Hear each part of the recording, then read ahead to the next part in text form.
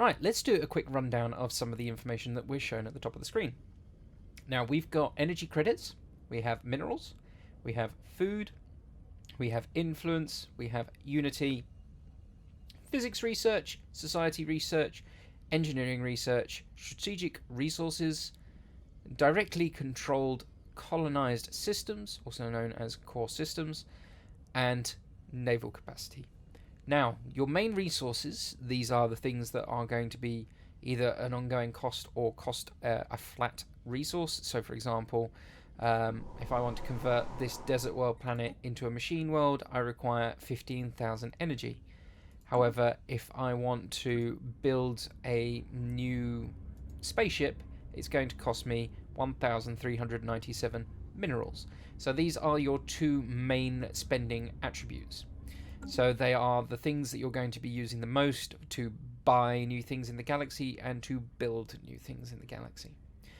Food is literally what you use to run your empire. You only have a small stockpile of 200 at the beginning, but basically if you always have enough food to supply your populations within your galaxy, your population will always grow. As I'm actually playing a machine empire in this current save, machines are robots and don't need to be fed. Therefore, I have no requirement for food whatsoever.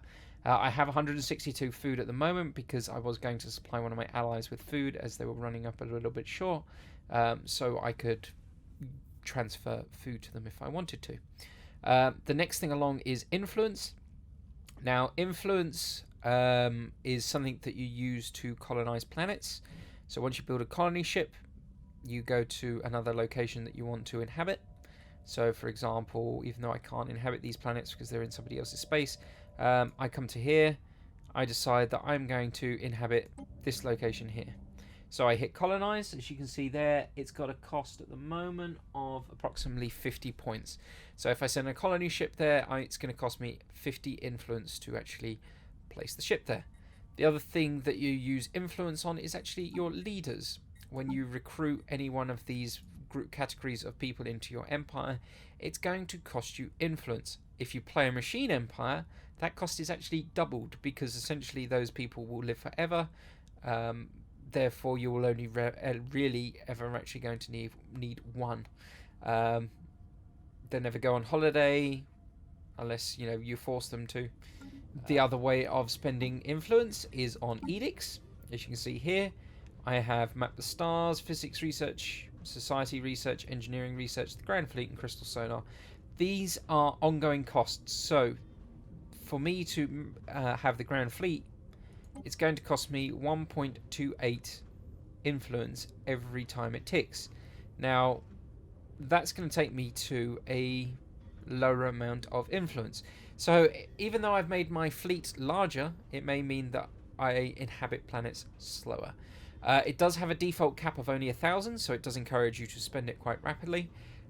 Food, there is no way to store food. You literally produce a plus amount of food, and as long as you can maintain or improve on that, then everybody in the galaxy is generally happy.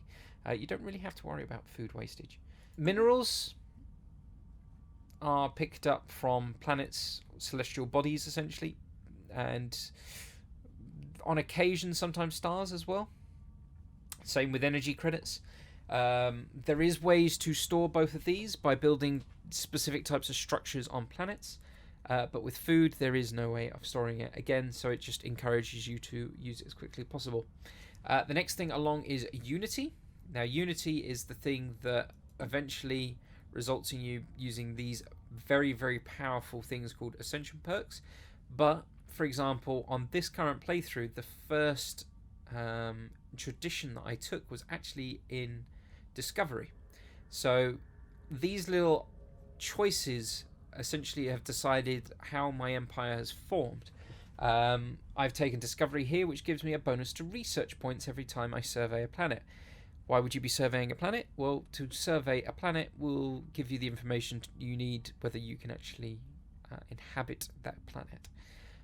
As such, I chose discovery because it meant that increased the speed of which they surveyed planets and surveyed systems, but it also meant that I could research alternatives, but getting to the point.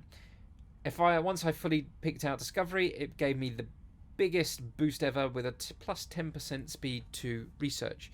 Research speed is one of the